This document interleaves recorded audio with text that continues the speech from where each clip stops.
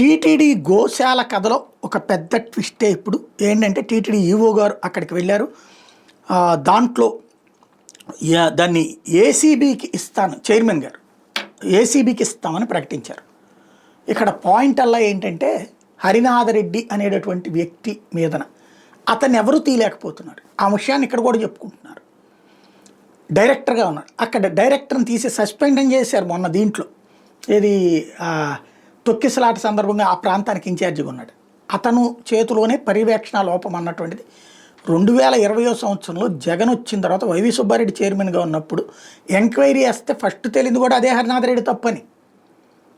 But ఆ తర్వాత అతను ఎవరి ఒత్తిడితో మళ్ళీ కంటిన్యూ అయ్యాడో తెలియదు. తర్వాత లెక్క చూస్తే అతన్ని తీయడానికి వీల్లేదని రికార్డులో కనిపించింది. కాబట్టి పిలిచి మందలించి కూర్చోబెట్టారు. అది ప్రభుత్వము టీటీడీ అనుకుంటే జరుగుతుంది.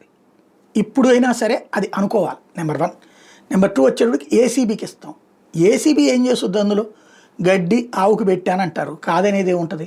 ఫస్ట్ పాయింట్ ఏంటంటే నేను ఇంతకుముందు కూడా చెప్పాను, అసలు 2014 నుంచి ఇప్పటిదాకా ఎన్ని ఆవులు ఉన్నాయి, ఎన్ని ఆవులు నెలకి చనిపోతున్నాయి, చనిపోయేవి ఎందుకు, ఒక ఆవు నుంచి ఇంకొక ఆవుకి వ్యాధులు సోకుతున్నాయా, అలా అయితే కంట్రోల్ చేసే మెకానిజం ఏంటి, అసలు వాళ్ళ దగ్గర ఉన్న ఫెసిలిటీ ఏంటి, ఇది ఎవరు ఆలోచిస్తున్నారు?